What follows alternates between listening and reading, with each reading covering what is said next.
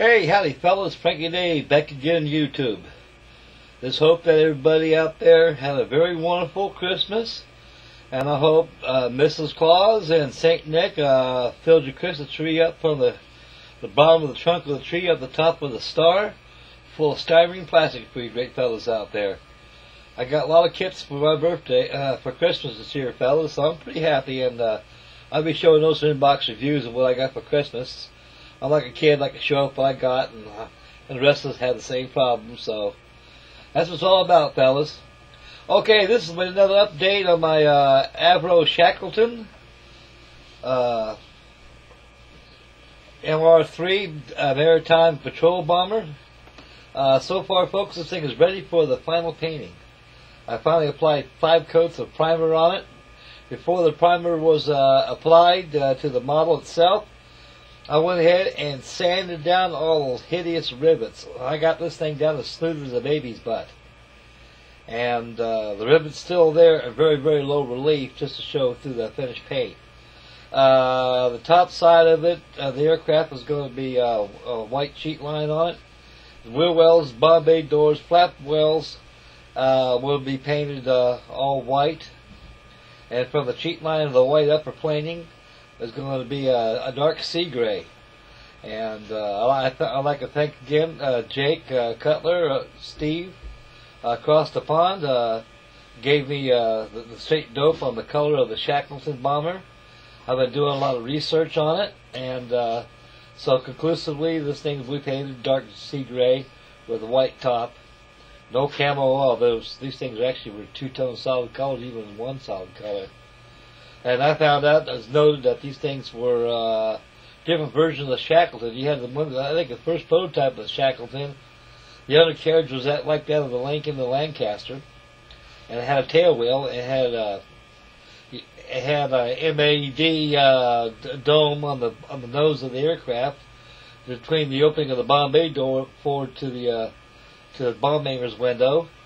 And this is the last version, advanced version of the Shackleton, rendering the nose wheel as a tricycle undercarriage configuration. And there's probably other configurations the aircraft went to as the aircraft progressed in different refits. This aircraft was stricken from the Royal Navy. It was, I think it was about as late as 1991 or so. These things were 40 years. They were good aircraft. As we zoom in very closely, the engine nacelles on the field using filler, and that's going to be all painted, and all the rivets are gone. You can see how the plane glistens, folks, because all the rivets are gone. And I got my tissue inside there to keep from getting painted on the finished pilots and everything. I like my pilots. I'm getting me like Bill. And one thing I forgot, folks, on the aileron right there where that stick is at, there's 3 sinkholes right there. I saw that right there. I just noticed that in my first photograph of this plane, my first built, showed it on the YouTube here for the presentation. I noticed that there were sinkholes there, should have been filled in. So I'm not going to go ahead and fill those. I'll just leave it as is. The wing, before this plane will be painted, the white's going to be painted first. The top of the plane will be painted white, and also the wing, where the wing walks is going to be. This is going to be painted white first. Then I'll go ahead and paint yellow over it and use a striping tape to signify for the wing walks. The wing walks didn't come with the decals with the kit. So again, folks, anybody gets an ARC model kit of the Shackleton Bomber, be prepared to have no paint schedule.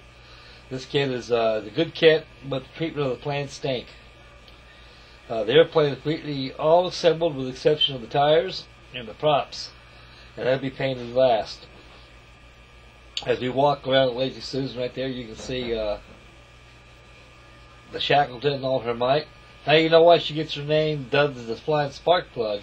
You look in the middle of the fuselage, you see that, I don't know what they call that there, folks. Maybe somebody out there can tell me. This thing is, old Frank don't know that much. And that's why I call it a flying spark plug. She's on her back now, on this clip right here. The other sides are treated exactly as the top side. All seams are filled. The Bombay doors are movable. As the kit was built, the landing gear is retractable in the kit as a gimmick model, but I'd like to go ahead and just glue the undercarriage down because I'm not too much into gimmicks, folks. There's some things I'll allow that'll work on the model, so right on the front of the cowling of the four Rolls-Royce Viper engines, there were sinkholes up there. They were filled in with putty, but I must have slipped on the aileron right there. The flaps work on it, Bombay doors work, tires turn, and props turn. That's not the only features of this model. Everything else is right out of the kit. All the control surface is new too, folks. It's not a bad kit for a kit that's 50 years old or perhaps even older. It goes together quite well. This thing is a flash fan, buddy. It'll take twice as long removing the flash off this model than putting it together. And like I say, the worst part about building this model is those overdone rivets. I've built a lot of models with raised rivets before, but this model takes the cake. So be prepared. Use a lot of wet and dry sandpaper. Remove the rivets. She's back on her legs again, folks, in this clip here, and we'll go ahead and take a look at it and spin it around a couple times on Lazy Susan here. And those three sinkholes in the aileron sure is going to be an eyesore, folks. So I was going to leave them like they are. And I got the same thing on the right aileron too. Boy, I should have filled that in, but right now I just want to get this thing done so I can start on my USS Arizona build on the first of the year. So the good Lord's willing and the creeks don't rise. I should have the shack done by tomorrow, and I'll make a last video of it, the completing of the build, and I'll rest up a little bit to the first of the year and start on Arizona, get that going. Okay, folks, the first of the year, don't forget now, we got a lot of group builds coming up. We got Russell Goslin, he has D-Day builds, so there'll be a lot out there. And those Handsome Jack right there, thumbs up, and the A-OK sign of approval. And we'll zoom back in and finish up the video. And also we got Jake Cutler, Steve, across the pond. He's got a carrier aircraft, the group build coming first, so there'll be a lot in that group build too as well. And Chancellor, I looked at his YouTube presentation. Santa Claus was good to him. He got a tree load full of styrene this year, and he's starting a flying boat group build, so I think I'll join in that too. I got a lot of flying boats here that need to be built. And so there'll be a lot of group builds coming the first of the year, folks, so we would be pretty well busy.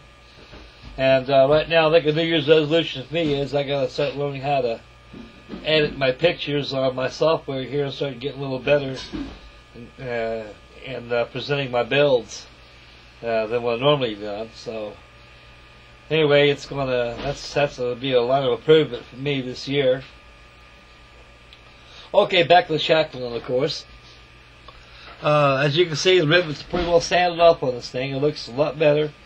The best fitting part about this airplane was the wings. I was really amazed that the wings went on without hardly using any filler at all. There's a spar, folks, that comes with the kit that goes right through the fuselage, and it's a very helpful spar to use because it supports the wing. This thing's got a hell of a wing loading on there. So once that spar is inserted through the fuselage, once the wings are joined right there, it locks right in. That's a very excellent fit right there, so I was pretty happy about that.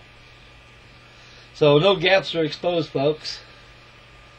And we'll go ahead and close this video right now, folks. Please stand by for another video I'll do. It's called Builds of My Past. I got another one coming up.